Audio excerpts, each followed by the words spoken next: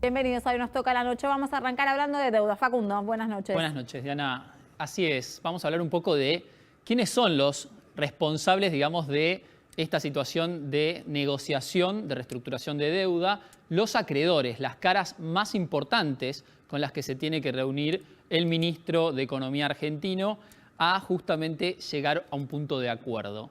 Hay dos grupos para diferenciarlos a grandes rasgos. Hay un grupo de bonistas quizás más benévolos, que te voy a describir ahora con sus respectivas caras, y después vamos a hablar de un grupo más duro. Más duro. Exactamente, vamos a analizar eso. Vamos a empezar por los buenos, entre comillas. Este grupo de acreedores que es más amigable con la República Argentina desde un comienzo, desde que se presentó allá por enero el inicio de este proceso de negociación, y está representado por las siguientes personas y sobre todo grupos de acreedores. El primero, Hans Humes, que es de Greylock Capital, que es uno de los fondos que está de alguna manera tratando de llegar a un acuerdo con el gobierno argentino, representa a un grupo en el que están incluidos, entre otros fondos, FinTech y también Gramercy, que es otro fondo de inversión norteamericano. Acá, ¿qué proponen ellos básicamente para justamente llegar a un acuerdo? Reducir, obviamente, los años de gracias que propuso la Argentina, que fueron 3 años, y sobre todo llegar a un aporte o lo que sería comenzar a pagar el capital antes de lo que espera el gobierno argentino. Eso es a grandes rasgos lo que propone este grupo de acreedores, que a su vez, para que tengan una idea, nosotros debíamos 100. Argentina propuso 30 y ellos están proponiendo alrededor de 58. Y hay que acercar posiciones a ver si se llega a 50, 55. Vamos a ver cuál es el punto. Las negociaciones están encaminadas, habría que ver. Así es. Acá hay un personaje interesante que es David Martínez, de FinTech. Es un empresario mexicano que tiene como un doble interés en que se llegue a un acuerdo. ¿Por qué? Porque David Martínez es el principal accionista de Telecom, una de las empresas más grandes de la Argentina, socio de los mismos accionistas del Grupo Clarín. De hecho, eran socios FinTech y los accionistas del Grupo Clarín en Cablevisión. Por eso ahora también son socios en Telecom, es decir, tiene negocios en la economía real argentina. Claro, ¿Y qué pasa? Empresas. Exactamente. En empresas de la Argentina que le conviene que le vaya bien. Exactamente. Además también es socio de Jorge Brito, el banquero, en Geneia, una de las mayores generadores de energías renovables de la Argentina. Entonces, si logra un acuerdo, es probable que los activos argentinos se vuelvan más interesantes y recuperen valor de mercado. Entonces ganaría por los dos frentes, porque tiene deuda argentina y también tiene empresas en el país. A su vez, este grupo de bonistas, en algunos casos, arrastran deuda ya reestructurada en el año 2005. Es decir, de la Argentina. De la Argentina. Entonces, ya están en una segunda etapa de reestructuración con 15 años de diferencia y lo que respecta al capital, no piden una gran quita, lo que sí, obviamente, para llegar a buen puerto, lo que va a reducir es el nivel de intereses que va a pagar la Argentina. Ellos esperan que pague un promedio de casi 5 puntos de interés. Pero este es el lado bueno, digamos, de los bonistas, los que sí quieren llegar a buen puerto. Del otro lado, hay un grupo de bonistas, el ala dura, exactamente, que algunos personajes ya los conocemos porque los hemos repasado a lo largo del año. El más importante y que agrupa a otros fondos es BlackRock. Es el fondo soberano más grande, no soberano, el fondo privado más grande gestor de fondos del mundo. Es impresionante como en los últimos tiempos se ha hablado un montón de BlackRock, de este grupo de bonistas que tiene como la gran mayor, son los mayores tenedores prácticamente de los bonos y los más duros y con los que últimamente el gobierno intenta acercarse por otras vías también. Exactamente. El caso de Larry Fink, que es el que maneja el fondo desde hace décadas, él lo que propone de alguna manera es no solo una tasa de interés mayor, sino que además son todos bonos obtenidos o tomados con el gobierno de Mauricio Macri. Son bonos recientes y él obviamente también propone un periodo de gracia mucho menor, una tasa de interés promedio cercana también al 5%, pero a su vez exige lo que se llama cláusula Rufo, que es una cláusula para aquellos que no acepten la oferta, pero sí obtengan un mejor acuerdo posterior, ellos se puedan sumar a ese mejor acuerdo. Es decir, aceptamos estas condiciones, pero si alguien, algún bonista que no acepta esas condiciones y va a juicio y logra una mejor oferta, bueno, nosotros queremos esa mejor oferta. Es llamativo igual el accionar de BlackRock, que tiene también este doble interés, porque BlackRock tiene acciones en la Argentina, en empresas argentinas, incluso Sí. en Argentina, en empresas argentinas como YPF, ¿no? Sin No dudas, cualquier sí. empresa. Entonces también tiene este doble interés de que le vaya bien a la economía del país y a la vez de no perder en la negociación de la deuda. Así es. Y lo acompaña en ese grupo de acreedores Abigail Johnson, que habíamos hablado a comienzos del año de Fidelity, que era la tenedora de bonos de la provincia de Buenos Aires más importante y también por la cual Axel Kicillof tuvo que pagar a último momento, allá por enero, si no recuerdo mal. Bueno, este fondo está aliado a BlackRock. Y después, por otro lado, hay un grupo de acreedores representados por este abogado, que es Denis Kranitsky, que es del ex fondo Elliott. Quizás no les suena a Elliott, pero sí el que les puede llegar a sonar es Paul Singer, que fue el fondo buitre, el líder del fondo buitre, que ya litigaba por viejos bonos con la Argentina, y ahora este abogado, que se pasó a otro grupo, representa también a un grupo de acreedores más aguerridos, digamos, ese ala dura de acreedores que incluso en inicios del año había dicho no hay que arreglar con la Argentina directamente y vamos directamente a un juicio. Bueno, ahora están en ese proceso de negociación final. Gracias, Facundo. Me retiro a la mesa. Saludo rápidamente a Nicolás y a Giselle, que ya están con nosotros. Y también vamos a hablar con Daniel Marx, que es economista. Buenas noches, Marx. ¿Cómo le va? Buenas noches. Bien, ¿cómo está usted? Bien, por suerte. ¿Qué evaluación usted hace sobre esta deuda que tiene la Argentina, este otro carril importante de nuestro país en estos días, además de la pandemia? Sí, bueno, ciertamente la pandemia es un tema que afecta a toda la población de manera mayúscula. Ahora, pero lo de la deuda se viene arrastrando de antes de la pandemia. Es una situación donde Argentina ya el año pasado estaba como reperfilando deuda. Este año continuó y además se enfrentó y está todavía en negociaciones con acreedores que tienen títulos emitidos en el exterior, y nos encontramos, bueno, con esta situación donde no hubo acuerdo hasta ahora. Todas las indicaciones es que se sigue conversando y, bueno, en esto se espera que en el día de mañana, en que haya un vencimiento, Argentina no lo pague y trate de, en cambio, lograr una regularización vía una reestructuración que se hará en las próximas semanas eventualmente. ¿Cómo ve aspectada la negociación? Hay muchas de las fuentes que hablan de que las negociaciones están encaminadas, otros que, bueno, por ahí lograr 10 días más de plazo ayudaría también a la situación en general. Sí, bueno, una negociación no se termina hasta que no esté todo arreglado. Y siempre hay altibajos en estas situaciones. Yo creo que el tiempo es algo que está corriendo, el tiempo se puede utilizar.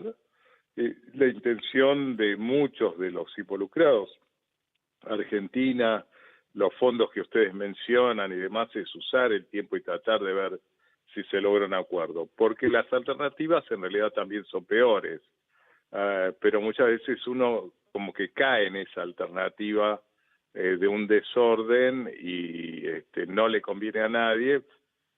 Muchos o la enorme mayoría no lo quiere, pero si uno no trata de remediarlo, bueno, al final llega. Noticia que Argentina logre un acuerdo con parte de los acreedores, pero no todo, y de cuánto tiene que ser ese porcentaje de aceptación. Bueno, no hay una regla fija.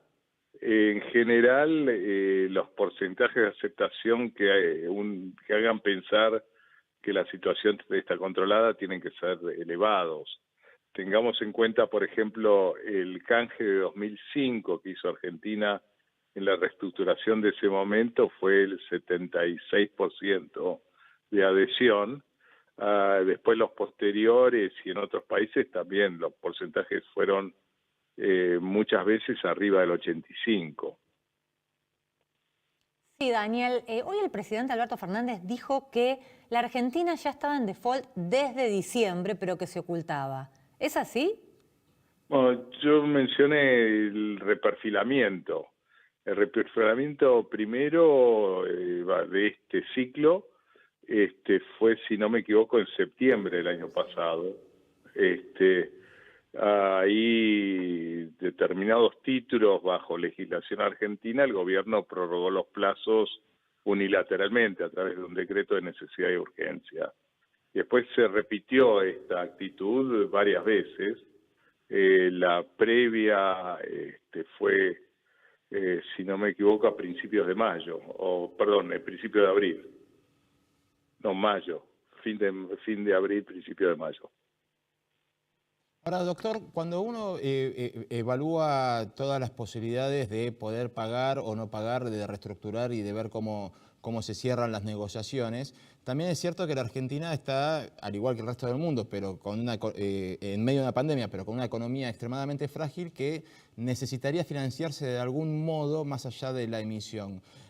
¿Cómo puede afectar lo que suceda mañana al acceso de la Argentina a algún tipo de colocación de deuda, créditos o alguna otra forma de financiamiento? Bueno, depende quién dentro de Argentina y dónde lo quiera buscar.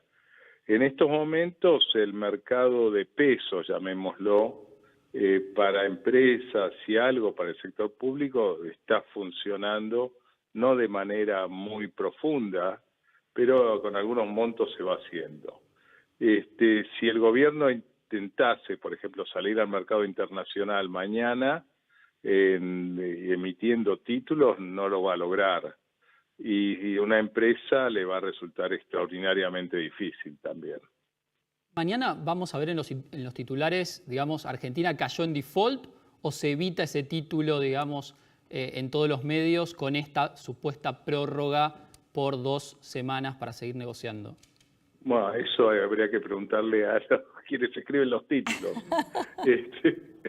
Y las dos cosas van a ser ciertas. Claro, caemos en default técnico entonces.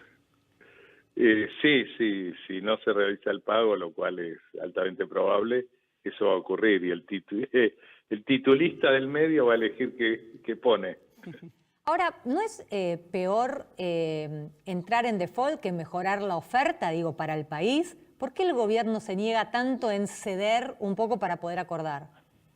Bueno, hay que estar en ese lugar, porque el gobierno, alguna gente de gobierno por ahí dice, no es ceder un poco, el gobierno hace sus estimaciones de capacidad de pago y está insistiendo que ese es el límite. Pero de todas maneras también siguen negociando a ver si se encuentra alguna forma de conciliar las dos vías, las dos visiones, porque ciertamente entrar en un default desordenado, entrar en un problema adicional, hace que la capacidad de pago también se disminuya. Entonces no es un esquema tan absoluto. Marx, nosotros recién hablábamos con Facundo de las caras, ¿no? De las negociaciones, de lo que es la negociación de la deuda. Mencionaba a algunos de los bonistas, el ala más dura y también los más blandos, como en algún punto lo llamamos. Pero hay también ciertos operadores o gestionadores dentro de la política argentina que están detrás de esas negociaciones. Se ha mencionado incluso a Galuccio, que ha tenido algunos contactos con Wall Street o con muchos de los bonistas como para poder tratar de flexibilizar, ya que es una palabra bastante de moda actualmente, a algunos de los tenedores de bonos. Usted tiene conocimiento, que me imagino que sabe sobre estas negociaciones, sobre cuánto influye también la política en todo esto y los actores políticos de que le piden? Bueno, la política tiene influencia porque al fin y al cabo esto es la República Argentina y las autoridades son políticas y las políticas son las que toman las decisiones últimas. Entonces, alrededor de ahí sí hay mecanismos de influencia dentro de lo que pueden ser las decisiones de acá y también los mensajes que se envían a otros actores en el exterior, y tratando de ver si hay y se adoptan determinadas posturas. Eso no es raro, y en definitiva, de vuelta, las decisiones dentro de Argentina en última instancia tienen su carácter político. Quizás por eso también el gobierno argentino da mensajes de que todas las conversaciones estarían encaminadas. Sí, yo creo que el gobierno argentino ha manifestado varias veces que quisiera dar una solución a todo esto y que está abierto a negociaciones, y está tratando de pasar el mensaje que acá no va a haber interrupciones que generen mayores problemas. ¿Y a usted Y le por consta? eso, Sí, perdone. no, y por eso está tratando de decir que esto continúa y que se va a buscar una solución. ¿A usted le consta que Galuccio fue una de las personas que negoció por pedido de Cristina Fernández de Kirchner? ¿Tiene esa información? No me consta. He leído en los medios, pero no más que eso. ¿Cómo evalúa la performance de Martín Guzmán hasta acá? Bueno, creo que es un ministro que está tratando de cumplir lo mejor su deber. Al ser ministro de Economía, no es la deuda su única ocupación. Es un tema importante y está tratando de atender otros frentes también. Por ejemplo, cómo mejora las cuentas fiscales, cómo atiende estos días en particular las cuestiones económicas derivadas de la emergencia, y bueno, otros elementos, incluyendo la tasa de inflación, cómo hacer que la Argentina coordine hacia disminuir la tasa de inflación y generar menos problemas con los ingresos. Doctor, ¿usted cómo considera que afecta toda esta situación de negociación nacional a las deudas provinciales? Hay muchas provincias que han colocado deuda en el exterior y que calculo que deben tener sus preocupaciones, o desconozco si afecta o no la situación de un país sobre la deuda que pueda llegar a tener una provincia que forma parte de ese país y que por ahí no está en la misma igualdad de condiciones. Desde ya, yo creo que todos los que estamos acá en Argentina estamos afectados en mayor o menor medida. Por ejemplo, hablábamos hace un rato, una empresa de Argentina que está tratando de financiarse, le resulta más caro si está pensando en recurrir al mercado internacional. Y lo mismo le ocurre a las provincias. Y a veces lo que en otras instancias podría ser una renovación de créditos, ahora se complica. Bien, Daniel, muchas gracias por estar con nosotros en esta comunicación. Vamos a un corte, enseguida regresamos.